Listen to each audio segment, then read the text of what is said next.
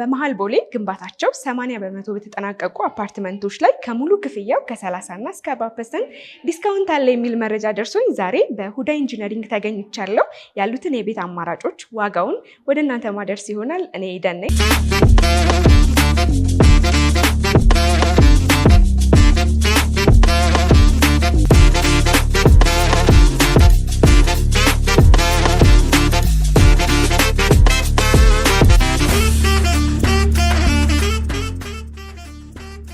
ሰላም እንዴት ነህ? እንዴት ነሽ? ሰላም ነሽ? እንኳን ደህና መጣሽ። እንኳን ደህና ቆየሽ። ሰላም ነሽ? ሰላም ነው። እንግዲህ መሃል ቦሌ ላይ ግንባታቸው 80% የደረሱ አፓርትመንቶች ላይ ከሙሉ ክፍያው የ30 እና 40% ቅናሽ ማድረጋችሁን ሰምቼ ነው ወደ እናንተ ብቅ ያልኩት። እስቲ ቅድሚያ ራስን ከማስተዋወቅ እንጀምር። ኢንጂነር አሰፋ እባላለሁ። ወደ ኢንጂነሪንግ የፕሮጀክት 24 የኢምፔሪያል ሳይት ፕሮጀክት ማናጀር ነኝ። ስለመጣሽ ደስ ብሎኛል። አመሰግናለሁ። እሺ መልካም ኢንጂነር አሰፋ፣ ዛሬ የት ነው የምንገኘው? ቅድም እንግዲህ በመግቢያችን ላይ እንደነገርኩሽ በሁዳ ኢንጂነሪንግ ከሚያስገባቸው ሌጀሪ አፓርትመንቶች በኢምፔሪያል ወይም ደግሞ 24 ብለን በመንጠራው አካባቢ ላይ የምንገነባውን ባለ 17 ወለል ህንፃ ፕሮጀክት 24 ወይም ደግሞ ኢምፔሪያል አካባቢ ብለን በሰየም ነው። በዛ ፕሮጀክት ላይ ነው የምትገኙ። በጣም ጥሩ። እንግዲህ ግንባታውን እያየሁት ነው። በምን ያህል የግንባታ ጥራት ነው የምትገነቡት? እንግዲህ ሁዳ ኢንጂነሪንግ ብዙ የሚለዩት ነገሮች አሉ። ከጥራት አንፃር እንግዲህ ገብተን የምናያቸው ወይም ደግሞ እያንዳንዱን በእቅድ የመራንበትና ኳሊቲውን የተቆጣጠርንበት መንገድ እንግዲህ ድርጅታችን ቃልን በተግባር ነው የሚለው። ቃልን በተግባር የሚለው ነገር እንግዲህ ቃሌን እየሰጠሁት ነው። በጥራት ሰርተናል፣ ጊዜያችን በአግባቡ ተጠቅመናል ብለናል። እንግዲህ ገብቶች ደግሞ በምታገር ጉብኝት የምታየው ይሆናል። እንግዲህ ፕሮጀክታችን እንግዲህ ላለፉት 8 ወራት በሁለት የሥራ ዘርፎች ከፍለን የ24 ሰዓት የመስራት መርሃ ግብርን ተከትለን ፕሮጀክታችንን ዛሬ ያለበት ስታተስ ላይ አድርሰናል። እንግዲህ በመጀመሪያ የስትራክቸራል ፓርቱን ስንሰራ በ6 ወር ውስጥ እንደምናጠናቀቅ በደንብ አስበን አቅደንበት ከተለያዩ ቴክኖሎጂዎች ጋር ራሳችን ጆይን በማድረግ አዳዲስ ቴክኖሎጂዎችን ወደ ፕሮጀክታችን በማምጣት የሚያስፈልገንን ደግሞ ዘመናዊ ግብዓቶችን ወደ ፕሮጀክታችን በማምጣት 7/24 በሚል መርሃ ግብር 7 ቀን 7 ሌሊት እየሰራን 24 ሰዓት ስራዎችን እየሰራን ሽፍቶቻችንን በተጠናከረ መልኩ አደራጅተን ከማብራት ጋር ከተለያዩ የፕሮጀክትን የሚያስተዋጉሉ ቴክኒካል ፕሮብሌሞች ከሚፈጥሩ ነገሮች ላይ ራሳችን በደንብ አዋሃድን አዛምደን ጄኔሬተሮቻችንን ሰራተኞቻችንን በደንብ አጠናክረን 24 ሰዓት በመስራታችን 6 ወር ባልሞላ ጊዜ ውስጥ ፕሮጀክታችንን ያጠናቀቅንበትና በሳምንት 1 ህንፃ እየሰራን በወር 4 ህንፃ እየሰራን በ6 ወር እንግዲህ ስትራክቸሩን አጠናቀን ከዛ በኋላ ደግሞ ቀደም ብለን ስትራክቸሩን ከመጨረሳችን በፊት ለምንሰራው የብሎክ ወርክ ወይም ደግሞ ይሄን የምታዩን ይሄን የመሰለ የብሎኬት ግንባታ ስራ የሚያስፈልገንን የማቴሪያል ልየታ ወይም የማቴሪያል ጥራት ልየታ በተለያዩ የብሎኬት ማምረቻ ተቋማቶች ጉብኝት አድርገን መጨረሻ ላይ እሱን ፋይናል በማድረግ የግንባታ ስራችን ደግሞ የ2 ወር እቅድ አቅደን ገባንበት። እንግዲህ 2 ወር አልሞላንም ነው የምንለው። እንግዲህ ከስተመሮች 2 ወር ሆናችሁ እያሉን ነው። ይሁን 2 ወሩን እንግዲህ ዛሬ አጠናቀናል። የብሎኬት ስራውን ውስጥ ገብታችሁ በምትጎበኙት ጥራቱንም የስራውን ፍጥነቱንም እናንተ ታረጋግጣላችሁ። ሁዳ ኢንጂነሪንግ በጥራትም በጊዜ ላይ የማይደራደርም ከምንም ነገር በላይ ደግሞ የሀገርም የከስተመሮቻችንም ኃላፊነት አለብን። ያንን እንግዲህ ተቀብለን ትልቅ ኃላፊነት ነው እምነቱን ለሰጠን ከስተመርና ደግሞ እንደ ዜጋም ደግሞ በሰጠን ኃላፊነት ደግሞ ስራችንን በጥራትና በፍጥነት ሰርተን ዛሬ በ8ኛ ወራችን ላይ ይሄን የመሰለ የ17 ወለል ተጨማሪ ደግሞ ፔንታውስ ያለበት ቴራሱን ጨምሮ በ8 ወር እንግዲህ እዚህ ደረጃ አድርሰናል። በጣም ጥሩ። እንግዲህ ቀሪውን ነገር ደግሞ ውስጥ ገብተን እንይ። እሺ እንግዲህ ወደ ጉብኝታችን ከመግባታችን በፊት አንዴ ሴፍቲ ፈርስት ነውና አንጸባራቂና መከላከያ ኮፍያ ልስጥሽ። እሺ አመሰግናለሁ።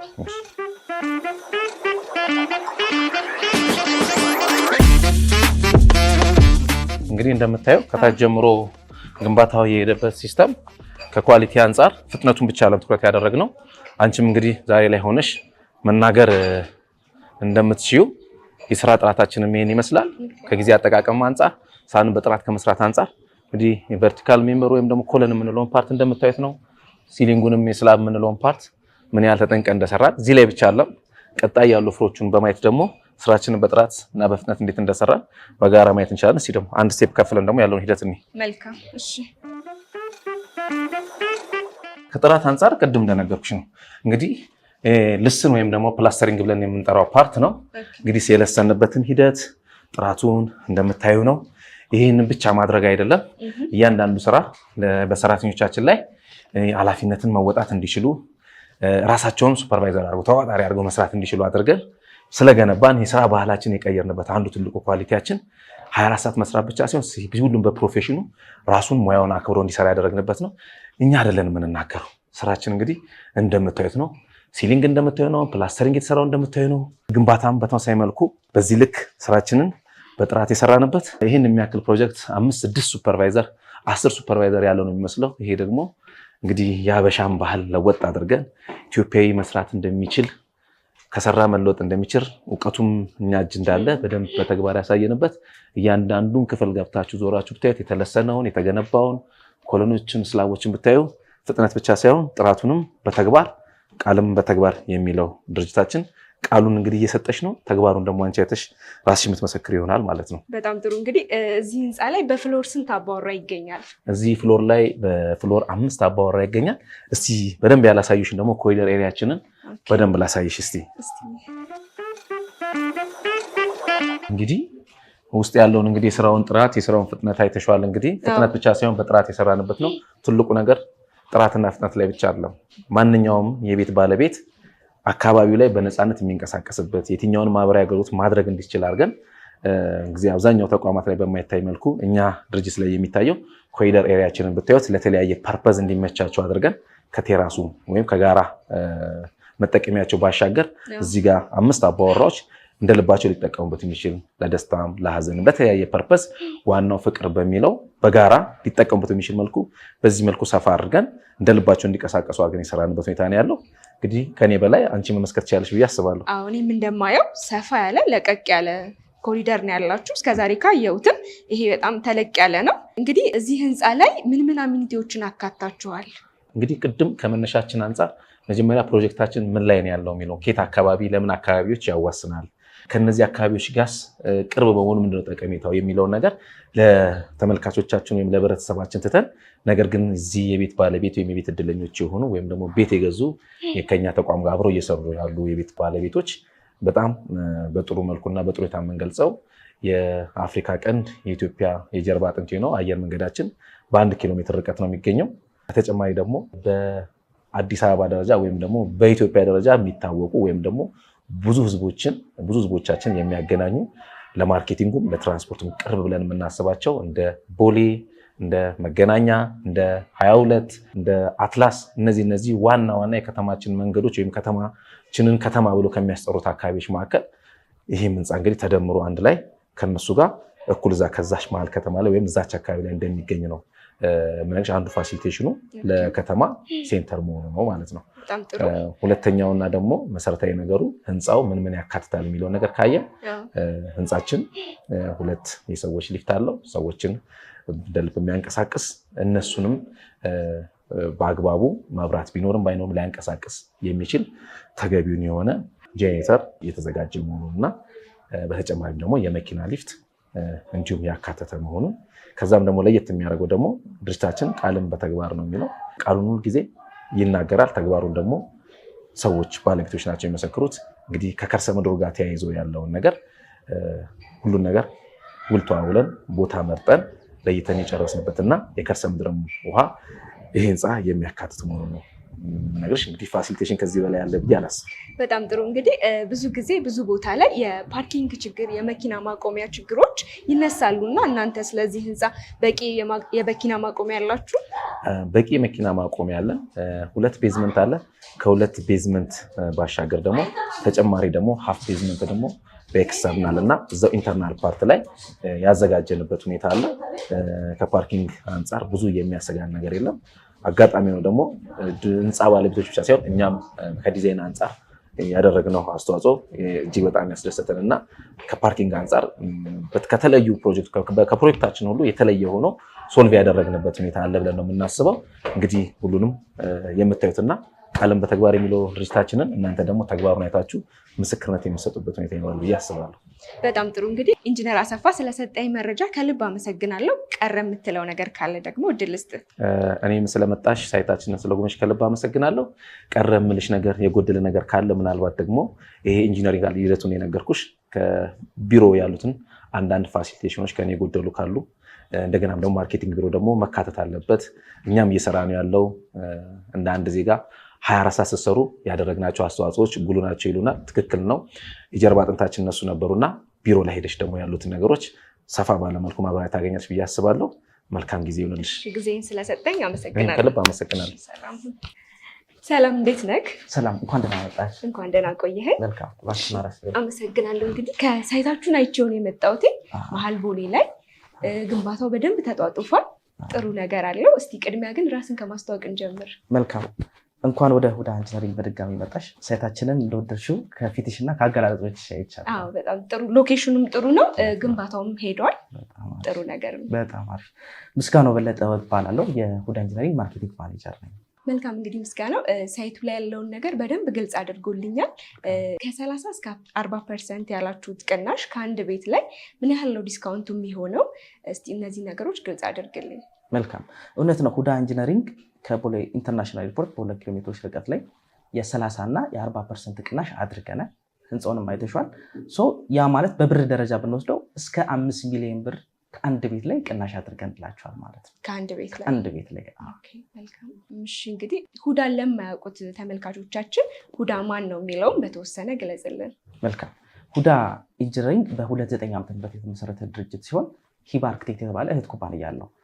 ሂባ አርክቴክት የዲዛይኑን፣ የሱፐርቪዥኑን እንዲሁም የኮንሰልቲንግ ስራውን ሲሰራ፣ ሁዳ ኢንጂነሪንግ ደግሞ የግንባታውን ኢምፖርት ኤክስፖርት ይሰራል። ስፔሻሊ ኢምፖርት ብረት እኛ ነን የምናመጣው ለራሳችን ማለት ነው። ሌላኛው ደግሞ ምንድነው የምንሰራው? ሪል ስቴት ላይም ደግሞ እንሰራለን። ሌላኛው ማይኒንግ ላይ እንሰራለን። ይሄ ሁዳ ኢንጂነሪንግ እና ሂባ አርክቴክት የተባለው እህት ኩባንያ አንድ ላይ የምንሰራቸው ነገሮች ናቸው ማለት ነው። ዲዛይን እኛ ራሳችን እንሰራለን፣ ግንባታ እኛ ራሳችን እንሰራለን፣ ዴሊቨሪም እኛ ራሳችንን የምንሰራው ማለት ነው። ይህንን ስንሰራ ከ2009 ዓመተ ምህረት እስከ ዛሬ 3 ዓመት ድረስ ስንሰራ የነበረው ግንባታ ነው። በአዲስ አበባ 4ቱም ቦታዎች ማለት ነው። መርካቶ ብንል እንደ ኮሜርሻል ህንፃዎች፣ 4 ኪሎ፣ ፒያሳ፣ ጦር ኃይሎች፣ አያት የተለያዩ ቦታዎችን ገንብተናል። ያንን ካየን በኋላ የዛሬ 3 ዓመት አንድ ሪሰርች አየን። ያ ሪሰርች ምንድን ነው? ኢትዮጵያ ውስጥ ከ450 ሺህ እስከ 500 ሺህ ቤቶች ይፈልጋሉ። አይኖት ይሄንን ጋፕ ለምን አንሞላም ብለን ወደ ሪስቴቱ ገብተናል ማለት ነው። ስለዚህ ከ450 ሺህ እስከ 500 ሺህ ጋፕ ለመሙላት ቡልቡላ ላይ ኤክስፐሪመንት ጀመረን። እዛ ላይ 2 ፕሮጀክቶችን በፍጥነት ገነባል። አሁን 3ኛ ፕሮጀክታችንን ደግሞ ገንብተናል ማለት ነው። ስለዚህ በ3 ዓመት ውስጥ 3 ፕሮጀክቶችን በመገንባት ላይ አሁን 3ኛውን ደግሞ ኦልሬዲ በ6 ወር ለማስረከብ እየሰራ እንገኛለን ማለት ነው። በ3 ዓመት ውስጥ ላይ ሁሉ ነገር ያሳካችሁት እንዳንቺው በመደነቅ ደግሞ እውነት ነው። በ3 ዓመት ውስጥ ያሳካነው 2025 ኢትዮ ሪል ስቴት አዋርድ በፍጥነት በመገንባታችን የዋንጫ ተሸላሚ የሆነ ዋንጫና ሰርቲፊኬት ወስደናል ማለት ነው። እሺ እንኳን ደስ አላችሁ። እንኳን አብሮ ደስ አለ። እሺ መልካም። እንግዲህ ሎኬሽኑን እንኳን እኔ አይቼዋለሁ፣ ግን ለማያውቁት ተመልካቾቼ ለመኖር ምን ያህል ምቹ ነው የሚለውን እስቲ በተወሰነ ግለጽልኝ። መልካም። ለመኖር ምቹ ከሚያደርጉት ነገሮች መካከል አንደኛው መሀል ከተማ ሆኖ ነው። እዛ አካባቢ ስገልጽልሽ ሳይታችን ይሄ ነው ብለን ብናስብ እዚህ ጋር ቦሌ ነው። ከቦሌ ኢንተርናሽናል ኤርፖርት 2 ኪሎ ሜትሮች ርቀት ላይ የሚገኘው ኢትዮጵያ 29 የተዘጋጀው የአፍሪካ ዋንጫ አለ እንበላለን ብለን ተስፋ እናደርጋለን። እዛ ስቴዲየም አለ። ከዛ ስቴዲየም በቅርብ ርቀት ላይ የሚገኘው ሌላኛው 3ኛ ፕሮጀክት አለ። ዊንዶውስ ኦፍ አፍሪካ የሚባል ፕሮጀክት አለ። 70 ሄክታር ላይ ነው ከኤርፖርት በቅርብ ርቀት ላይ የሚገኘው። ከዛም በቅርብ ርቀት ነው የሚገኘው 70 ሄክታር በ30 ቢሊዮን ብር በጀት። ከዛም በቅርብ ርቀት ነው የሚገኘው።